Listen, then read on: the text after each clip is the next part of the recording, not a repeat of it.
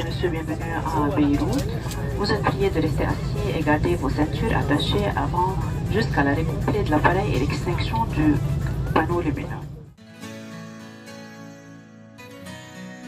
Hi, Kifkon, ça va? Avant de vous partager mon voyage au Liban dans une série de vidéos, je voudrais vous présenter ce petit pays, si peu connu, mais tellement magique. Alors vous avez sûrement déjà entendu parler du Liban, mais probablement pour ses mauvais côtés, à savoir la guerre, la corruption ou le terrorisme. Mais ce pays est tellement plus que ça.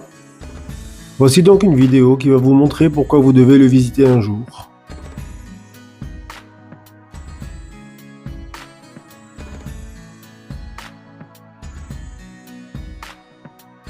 Le Liban est situé à l'est de la mer Méditerranée et a une superficie de 10 452 km², soit 55 fois plus petit que la France ou 3 fois plus petit que la Belgique. Il est entouré au nord et à l'est par la Syrie et au sud par Israël. Des voisins adorables. Sa géographie est particulière puisque le pays est partagé en trois. Il a d'abord une longue côte de 220 km où on trouve les villes principales du pays et sa capitale Beyrouth au centre. Du nord au sud se trouvent de nombreux complexes balnéaires qui font la joie et la fierté de tous les Libanais. La partie au nord de Beyrouth est plutôt rocailleuse, comme vous pouvez le voir sur la vidéo. Alors que dans la partie sud, on trouve de nombreuses plages de sable fin.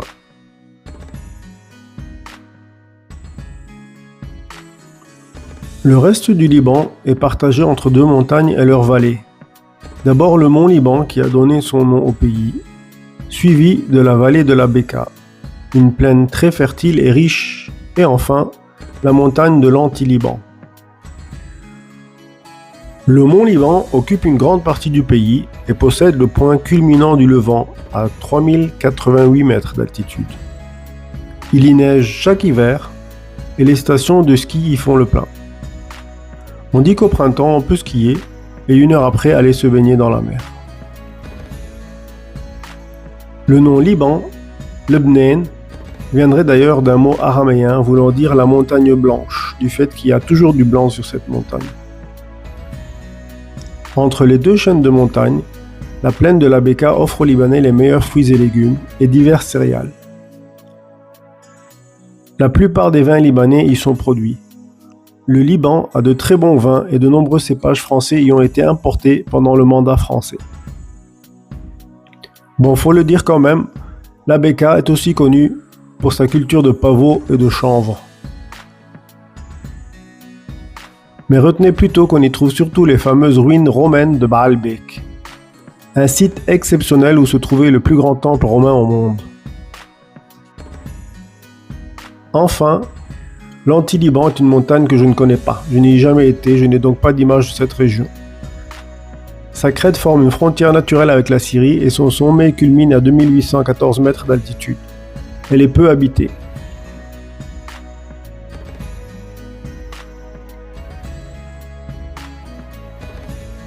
Le Liban compte environ 6 millions d'habitants, mais aussi plus d'1 million de réfugiés syriens et plus de 200 000 réfugiés palestiniens. Soit en gros un quart de la population, c'est beaucoup pour ce petit pays. La majorité de la population habite les villes principales de la côte. Pour relier ces villes entre elles, on doit emprunter une grande route côtière qu'on appelle autostrade. Vous la voyez en dessous de moi dans la vidéo. C'est la grande route entre les bâtiments. Enfin, à l'étranger, la diaspora libanaise est quant à elle très importante puisqu'on compte environ 12 millions de Libanais répartis partout dans le monde. La religion est très importante au Liban puisqu'on trouve 18 communautés différentes. Cela se répartit environ à 30% de chrétiens et 70% de musulmans. La religion est si présente qu'on construit encore de nos jours des églises et des mosquées. Cela est parfois source de tension bien sûr, mais c'est tellement beau de voir des mosquées et des églises accolées les uns aux autres et les gens aller prier en paix.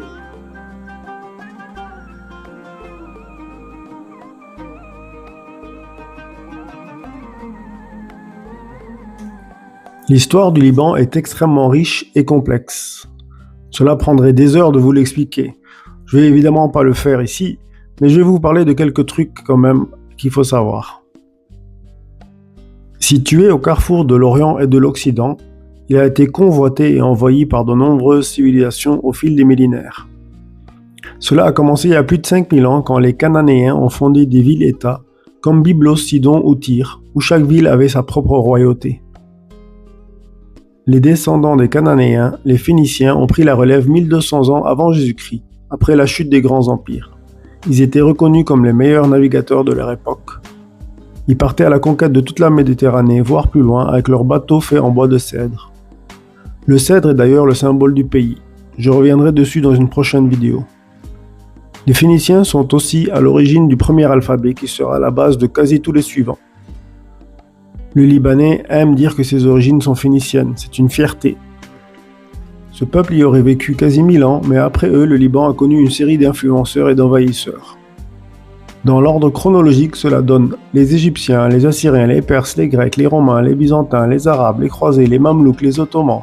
Et enfin, il a été sous mandat français au début du XXe siècle, jusqu'à son indépendance en 1943. Suite à cette date, il y a eu plusieurs guerres et invasions, mais le pays a su garder son indépendance. Aujourd'hui, la population n'aspire qu'à vivre en paix. Il ne veut surtout pas revivre cette putain de guerre qui a eu entre 1975 et 1990 et qui m'a fait quitter mon pays avec ma famille. C'était du grand n'importe quoi. Toutes les communautés se sont fait la guerre, y compris entre elles. Les chrétiens contre les musulmans entre eux, les chrétiens entre eux, les chrétiens contre les Palestiniens, sans parler des interventions syriennes et israéliennes que les Libanais des deux religions ont combattues. On a même pu assister à une guerre Israël-Syrie sur le territoire libanais. Bref, espérons que les politiciens de nos jours seront plus intelligents, qu'ils sauront toujours mettre la paix en priorité au lieu de leurs intérêts et ne plus jamais permettre ça.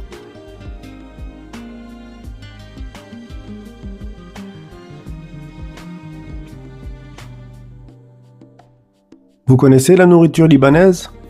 Si votre réponse est non, arrêtez cette vidéo et filez à un restaurant libanais immédiatement. Vous ne le regretterez pas, je vous assure.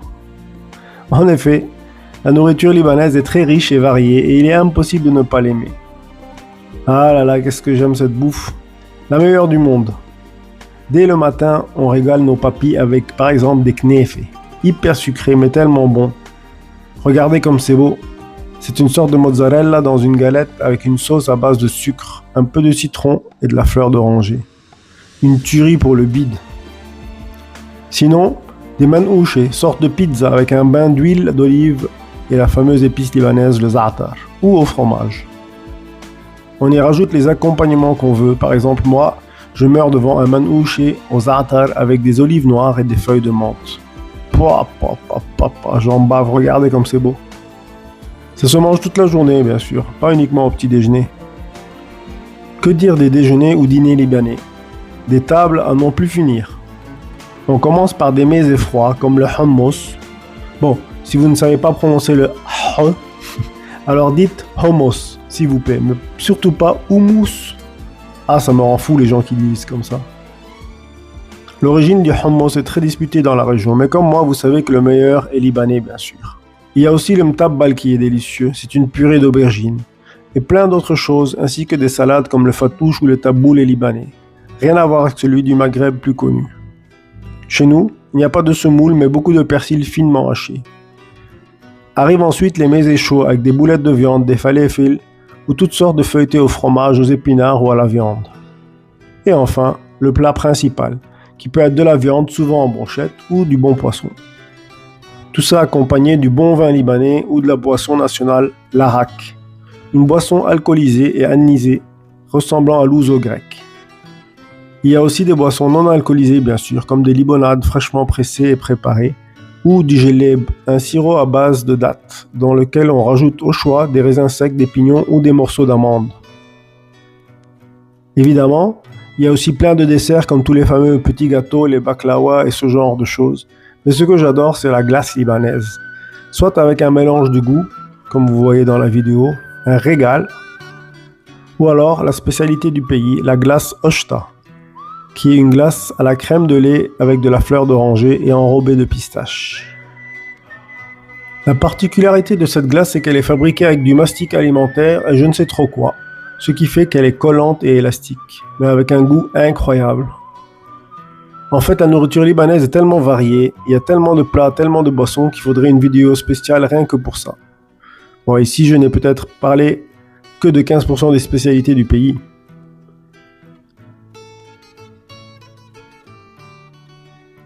Enfin, dernière chose que je veux partager dans cette vidéo, c'est la circulation au Liban. C'est le bordel complet. Mais attention, un bordel super bien organisé. Il y a bien sûr des auto-écoles et un permis de conduire à passer, mais sur la route, aucune règle n'est appliquée. C'est-à-dire que chacun fait quasi ce qu'il veut. Certains diront que c'est dangereux, d'autres n'oseront pas y conduire. Moi j'ai adoré la liberté que ça procure.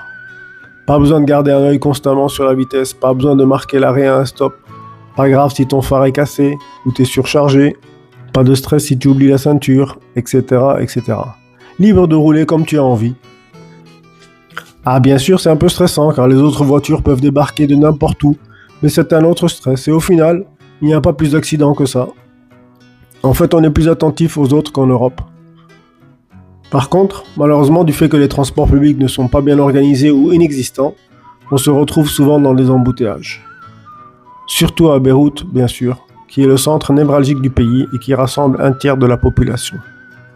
Mais encore une fois, chacun fait ce qui lui plaît, comme par exemple prendre une rue en sens inverse, créer une troisième bande sur une route à 2 bandes, etc., etc. C'est cool en fait. Et autre chose aussi qui est courant, c'est le téléphone au volant. Ça, c'est quelque chose d'incroyable. Quasi tout le monde le fait, même en scooter, ils arrivent à regarder leur téléphone en zigzagant. Ils sont forts, hein.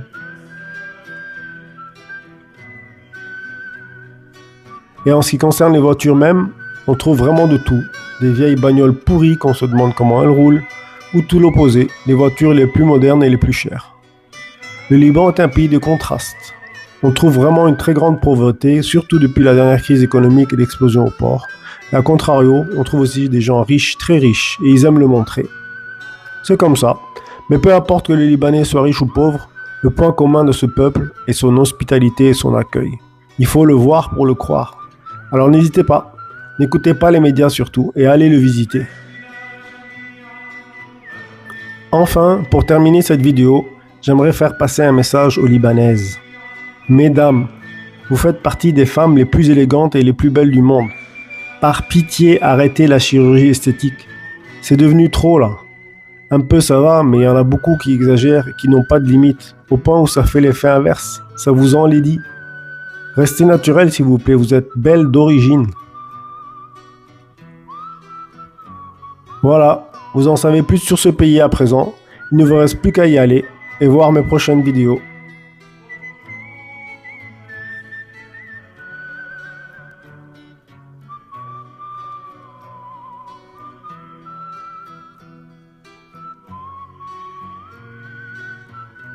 Yalla, bye.